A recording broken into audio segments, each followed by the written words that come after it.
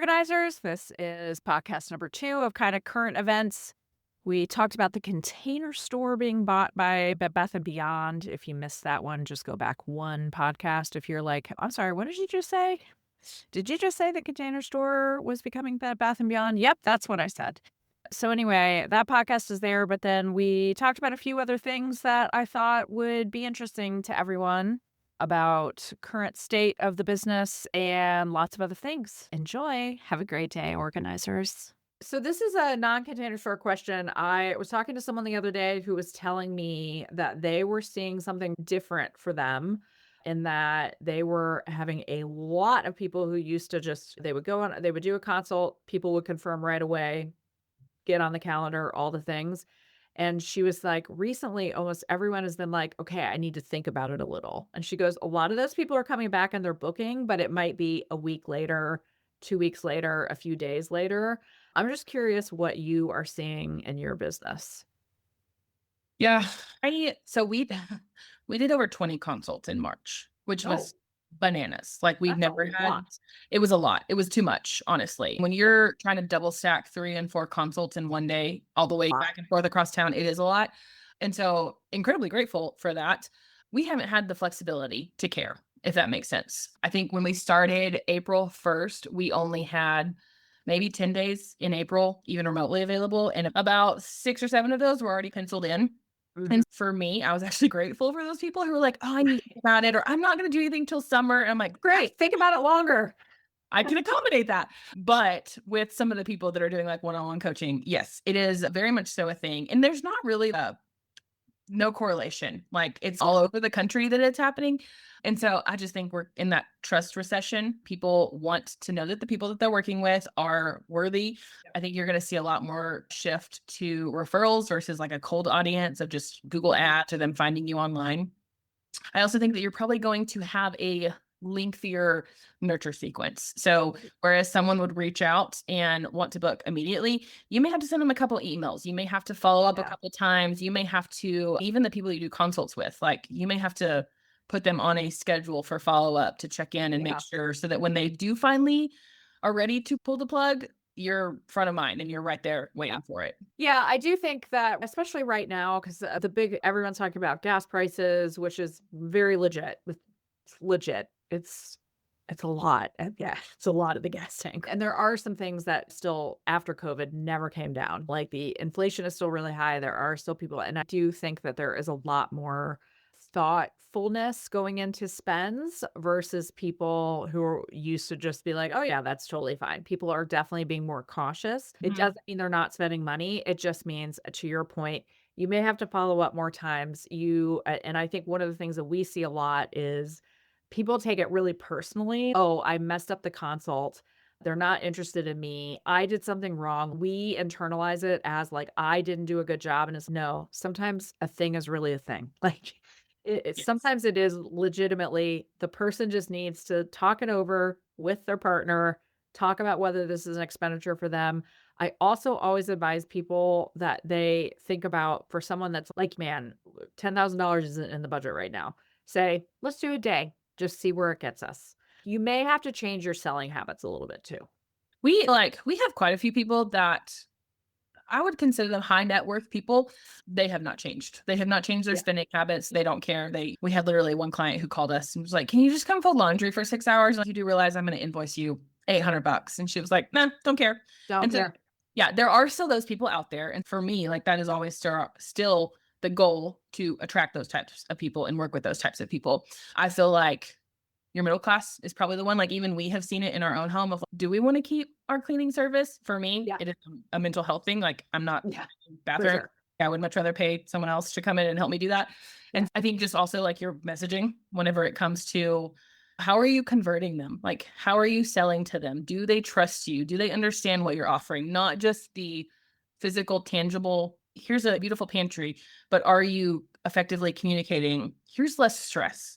Here's Yes. more time. Here's a happier marriage. Here's less fights with your children." I think the people that are really good at that emotional selling and really getting to the root cause of it's not what we do, it's what we create. Yeah. I think those people are going to win. Yeah. I think you're absolutely right. It's not an A plus B equals C kind of thing. It is absolutely like you are selling the result, you are not Mhm. selling the work. They are Yes. paying for the result. They are not paying for you taking 20 bags down to your car. That's not what the result is. But with that also, I do have to say that if you're someone who maybe takes those things a little bit more personally, or you feel like, oh my gosh, I messed up the consult, I would challenge you to continue on, reach out, follow up. I'm a big believer that I follow up until they tell me to stop. And I give them outs. Like I specifically say, if this isn't in the plans, if you're no longer interested, just let me know. I'll take you off the list. Like no harm, no bad feelings. And I think that all also like even when you're giving them the out, you're creating trust that I'm not just Yeah. trying to sell to you. I'm not just trying to follow up to take your money. If you're not interested, like, great, happy, still love you Yeah. as a human. I'm moving on. Yeah. We run into a lot where people say, I followed I sent them a proposal and then I never heard from them again. And we'll say, okay, tell us about your follow-up. And they'll be like, what do you mean follow-up? I sent them the one email and we're like, no, you have to have a follow-up sequence. And we're not telling you to be a relentless stalker. We are telling you you might need to do a 1-day follow-up, a 2-day follow-up, a 4-day follow-up, a 1-week follow-up. There is a structure where you can be not irritating, but also make sure that you're keeping yourself as top of mind. Yeah.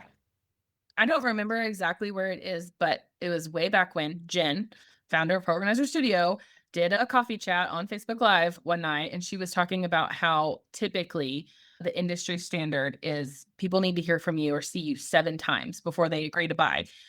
Her analysis or wherever she had sourced that from, she said, take that number and multiply it by 7. That's 49 times that a disorganized, busy, typically mom, because we work with a lot of women, 49 times she has to see you, see your social media, see your email, get your reminder text before she's finally ready to purchase. And so Yeah.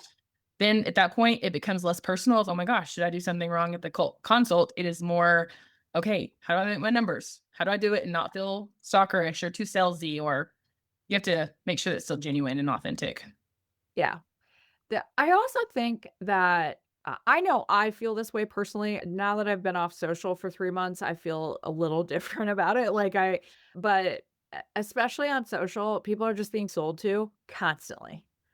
And I do think that, especially with what we do, we want to tell people that, hey, this is a thing we would love for you to do it. But sometimes not being pushy and salesy is actually the best way to get in the door. But I think people confuse following up as being too salesy. You're not pushing something on someone that they didn't ask for. They had you in their home. They asked you for a consult. You are just making sure that you're following up in a decent amount of time. So Well, and I don't respond to salesy. I don't like the feeling. It feels icky. If someone's yeah. pushing too hard, that's a good way for me to shut down. And so that's why I prefer, and like our team is taught how to ask for a follow-up, ask for Right. additional scheduling days without feeling pressured, with giving Yeah. them an out of if it's not in the budget, great, fine. If you're not Totally fine. interested, that's okay too. It's nothing personal, but giving them that out, some people just take it for the sake of taking it. Other Yeah. people, it really does. It creates trust of, oh, they're giving me an out. They're not just trying to sell directly at me. The line that I use a lot is, "We'll be here when you're ready." We will be here when you are ready to make the commitment to, and that goes for Pro Organizer Studio or organizing. Like, we're not going anywhere, and whenever it fits your budget, your life, your needs, your stress level, we'll be here. It's It's not always giving true, I but say it's giving Motel 6 vibes. We'll leave the light on for yeah, you whenever right, you're ready. exactly. When you just said, "That's giving me Motel 6 vibes," I go, "That's not positive," but I do understand what you mean, "We'll leave the light on for you." That's really what I thought you were saying, and I was like, "Man, they're going to send us a cease and desist for No. intellectual property." No, You might. but I would actually not usually like to be associated with a Motel 6. Well, sure. Any other current events in the organizing world? Anything else Oh, happening with you? like I said, I've been still social media fasting, and How's it I going for you? Tell me about it. I love it. I'm still, like, totally good not being on it. I am still on, but just Yep, I forced myself into restricted hours. Honestly, it's been really good. I think that I needed, and I think I said this on our last one or 2 podcasts ago or whatever, but I needed less distraction. And I found myself by having less things to consume, I'm able to create more. And so, like, Yeah. too many ideas, too many things. I'm having to like re-sift through to figure out, okay, like these are good ideas. These are like later ideas. This was a trash idea. I don't even know where that came from. The worst Um, idea I've ever had. Literally, but just way more creativity when it comes to how to market our own business, how to market Yeah. things at Organizer Studio, new offers that we are, I say it like in the pipeline. There's a lot of random things in the pipeline, but I don't know. It's just giving me a lot of opportunity to create more than consume. And I think that has been the biggest win. It was funny. I had a couple people last week who were like, "Hey, I haven't seen you on Facebook." And I'm like, "Yeah, that's because I stopped posting. I stopped going to Facebook in January." And I realized I probably have some people that are like, "Wow, that's rude. Melissa didn't comment on my whatever." But I did have someone today get a little snippy with me. I have to be honest, someone in my personal life got a little snippy with me because they moved and I didn't acknowledge their move until I got a postcard in the mail from them. And then I texted and I was like, "Oh, hope your new house is great. Congratulations." And I said, "Oh, I've been off social, so I probably missed the announcement, whatever." And they got a little snippy with me and were like, "What, your family didn't tell you that this happened?" And I'm like, "My family's not my newsfeed now." Do you know what I mean? It's Yeah. not their obligation to be like, "Here's the recap of what happened today." If I wanted that, I would just still be on social media. I don't know. I was a little annoyed. I also feel if it's someone in my like inner circle, like I'm going to Yeah. tell them we're moving. Like they're going to know the exact day the movers show up. But Yeah. like that next circle away from like my closest people, I'm like, yeah, I won't know those Yeah. types of things. But also, I don't think they would get that mad that I didn't know. But Yeah. I had someone else who will remain nameless, who is related to me by blood, who was like, "Wow, I really missed your Facebook update. Like, I miss hearing about your family." And I literally was like, "I haven't gone anywhere. I'm still here. I'm not in a coma. I have a phone that you can text me on and ask how the kids are, or you could ask what's going on in my life. You could ask how work is. You don't need Facebook to do." Mark Zuckerberg is not like gatekeeping for me. yeah, isn't it So like that thing when people say, you don't ever call me? And it's like, the mhm. phone works both ways. Phone works exactly. This It's funny. this yeah, the person who got snippy about the about the house move and at my family not telling them, I'm like, "When was the last time you asked me about my family?" The answer is, "Not in a long time." So, we could all be who knows what, and you wouldn't even know. So, anyway, whatever. If it makes you feel better in the reverse, I asked my husband earlier, I was like, "Hey, by the way, did I tell you that so and so responded?" And he was like, "No, that's really important. You should have said that sooner." And I'm like, "Sorry. Yeah. I'm I not mean, even telling him the stuff I'm supposed to, much less the things I am not supposed to." but that's the thing is, like, legitimately, what it has done for me is it's not that I am an expert on focus and all the thing, but it was really just draining me from a standpoint of it gave me so much to distract. It gave me a lot of outs to be like, "Oh, I don't really have to participate or I don't have to pay attention to these things." I'm like, "No, I need to pay attention to the things that are actually important. And these things over here are not important."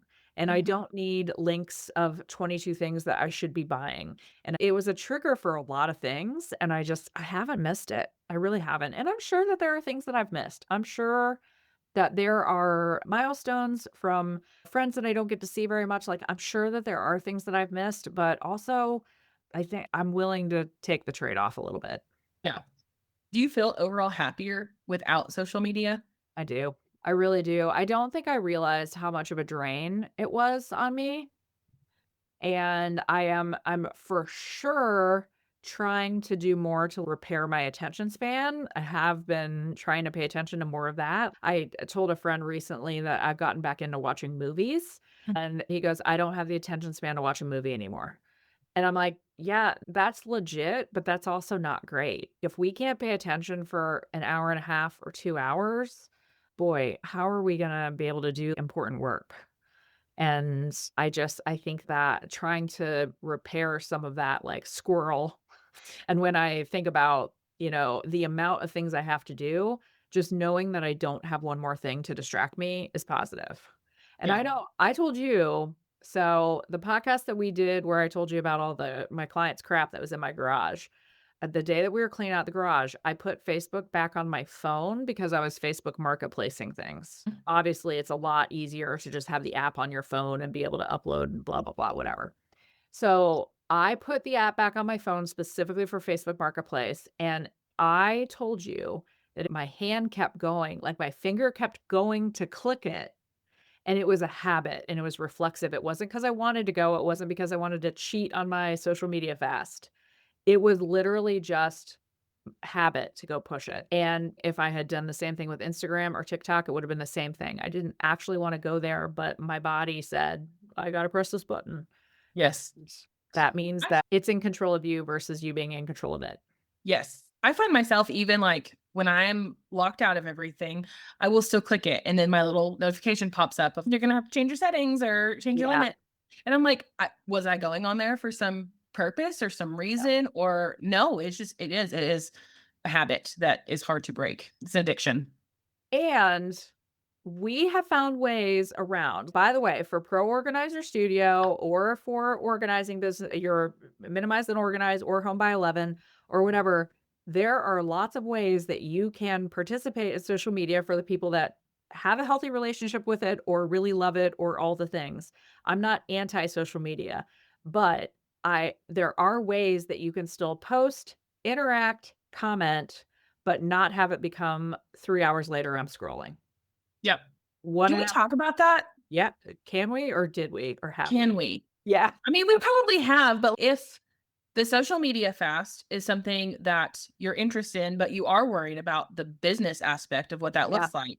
So we use One Up app, which I know Melissa has talked about a bajillion times. Super easy to schedule things. I love it because not only are you scheduling Facebook and Instagram, but you can also schedule your Google business posts, which if you're not doing that, you need to be posting over there please post on Google Business every 3 to 4 times a day week. and all the time, and I just want people to listen. Just Yes. go do it. Just please post over there. But then if you don't want the apps on your phone, you can still have the Meta Business Manager.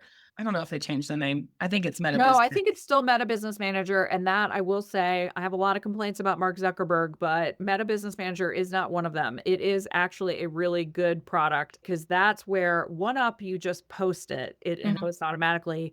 But in Meta Business Manager, you can actually see comments, see messages, you can respond to DMs on your desktop. So that's the thing for me. Again, my phone is a trigger, my laptop isn't a trigger. I have Meta Business Manager on my phone, Oh yeah, and it it exists on keeps your phone too. me Yeah. yeah, but it keeps me still able to respond if someone has a Yeah. question or someone DMs, it's like, "Hey, I wanna schedule a consult." I don't feel like I'm missing out on that lead generation or that Yeah. conversation aspect, but I'm also not scrolling. Like, I can just see important information as I need it. I can Yeah. still reach out to them to schedule the consult, do whatever, and I don't know, there's a way to do it. There's a way to do it on both ends if Yes. you Absolutely. want some reprieve from social media world. Yeah. If you are struggling and then you are worried about something, I promise you there's a way around it. What I don't want people to do is say, I'm struggling with this. I would love to do what Melissa has done, but I don't think I can because XYZ. I promise you, you can. And our business is not suffering because I'm not on social media. My life is not suffering because I'm not on social media. It's been good for me. So if it's something that you feel compelled to do, I'm telling you, there are ways around it all that don't involve you having to sit and be like shackled to your phone. So, That that. and I'm just gonna keep it going. I don't know. I haven't really thought about how long I want this to go, whether I might just wake up one day and be like, okay, I think I'm ready to have it back. But I don't feel like it right now. I feel like I can notice the happiness in you and also just that I don't know, like, it's no longer a stressor. Yeah, for sure. But I've started going to bed earlier because that was another thing. I used to just keep scrolling.